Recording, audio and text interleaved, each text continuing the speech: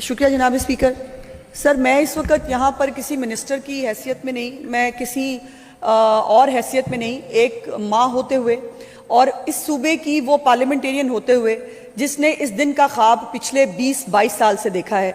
हमने हर असम्बली के अंदर इस पे बात करने की, इस बिल को पास करने की कोशिश की और मैं ये ज़रूर क्रेडिट देना चाहती हूँ इस वक्त के प्राइम मिनिस्टर मियाँ शहबाज शरीफ साहब के दौर को, कि जब हमने एक डोमेस्टिक वायलेंस का बिल पास किया था, आपको याद होगा कि उस वक्त भी बहुत सारी इर्द गिर्द की जस्टिफिकेशंस निकाल कर जो है वो जनाब स्पीकर कहा गया। मेरी गुजारिश ये है कि इस्लाम के अंदर जो बाकी पिलर्स हैं, जिसमें इजमा है, जिसमें इज्तिहाद है, जिसमें क़यास है, जो इसीलिए रखे गए कि हालात और वाक़यात के मुताबिक जब कवानीन को बनाना ज़रूरी हो जाए तो उसके ऊपर कानून साजी की जाए। जनाब स्पीकर, मेरा सिर्फ सवाल इतना है, जो लोग आज जिन बच्चियों की इस चाइल्ड मैरिज के ऊपर जो है वो पाबंदी नहीं चाहते हैं, क्या अपनी अपनी बेटियों की शादियां 9 साल और 11 साल की उम्र में करना पसंद करेंगे?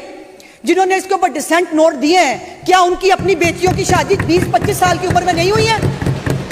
आपकी अपनी बच्चियों की शादियां 20 साल 25 साल जब वो मैच्योर हो जाती हैं, जब वो अपनी पढ़ाई कंप्लीट कर लेती हैं, जब वो अपना करियर परस्यू कर रही होती हैं, आप अपनी बच्चियों की शादियां तब करें।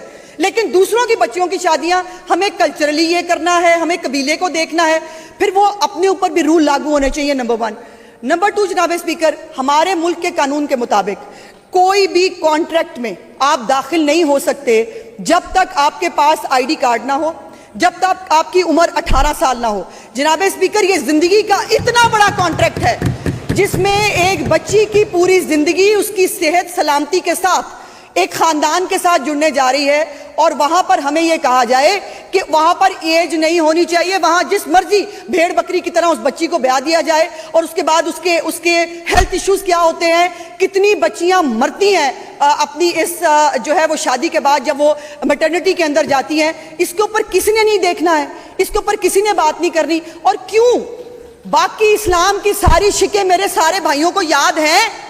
क्या बाकी इस्लाम के सारे कवानीन पे अमल दरामद होता है? इस्लाम ये भी कहता है कि बीवी को उसका हक दो, इस्लाम ये भी कहता है बच्चियों के साथ उनके हकूक पूरे करो, इस्लाम ये भी कहता है बच्चियों को तालीम और तरबियत दो। और जनाब स्पीकर, यहाँ आप जो है वो अपनी मर्जी की इंटरप्रिटेशन लेके आ जाते हैं सिर्फ उस वक्त जब किसी बच्ची की या किसी औरत की बेहतरी की बात हो।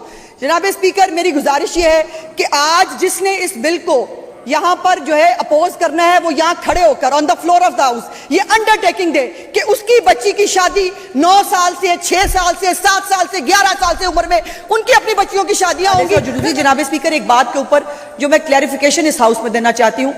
ऑलरेडी इस सूबे के अंदर जो एज है लड़की की, वो 16 साल पिछले दौरे हुकूमत में शहबाज साहब के, जैसे मैंने कहा, उसमें वो की जा चुकी है, और अब सिर्फ उसको 16 साल की बजाय 18 साल किया जा रहा है। और जैसे मैंने पहले भी गुजारिश की थी कि पाकिस्तान के कानून, किसी भी कानून के मुताबिक कोई कॉन्ट्रैक्ट, और ये भी कॉन्ट्रैक्ट ऑफ मैरिज होता है जनाब स्पीकर, जो ID कार्ड के बगैर मुमकिन नहीं है। 18 साल से पहले ID कार्ड बन नहीं सकता।